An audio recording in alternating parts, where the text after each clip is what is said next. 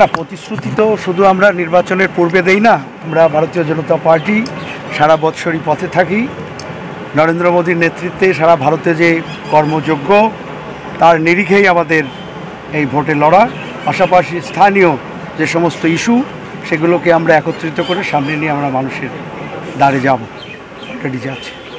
দক্ষিণ বিধানসভা নির্বাচনে উদ্রানোর জন্য তৃণমূল দায়িত্ব দিয়েছে বর্ষিয়ান রাজনীতিবিদ শঙ্কর সিংকে, সেটাই কেমনভাবে নেবেন? না, সিং বৃদ্ধ হয়ে গেছে, দাঁত পড়ে গিয়েছে, সুতরাং সিংহ ব্যাঘ্র এখন আর কাজ করবে না। আমরা প্রমাণিত যে রানাঘাট দক্ষিণ বিধানসভা বিজেপির উর্বর ক্ষেত্র, সেটা বারবার প্রমাণ হয়েছে। পূর্ব বিধানসভাতেও আমরা প্রায় 17,000 অধিক ভোটে আমরা লিড করেছি। এই লোকসভাতেও আমরা প্রায় 37,000 ভোটে লিড করেছি।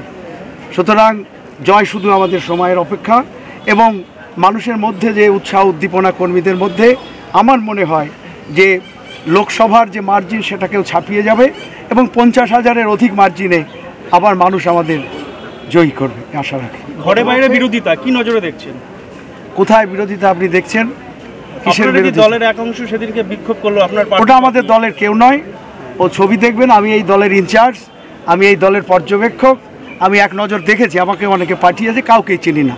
ও তৃণমূলের দুষ্কৃতীরা একটা ন্যারেটিভ তৈরি করে, নেগেটিভ।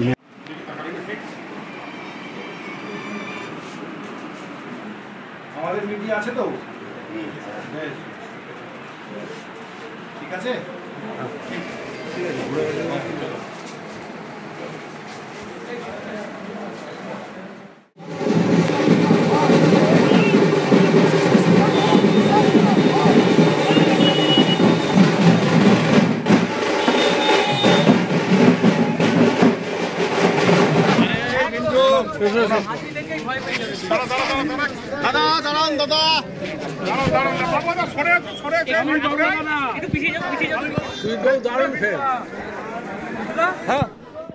আমাদের ভিডিও ভালো লাগলে লাইক এবং শেয়ার করুন।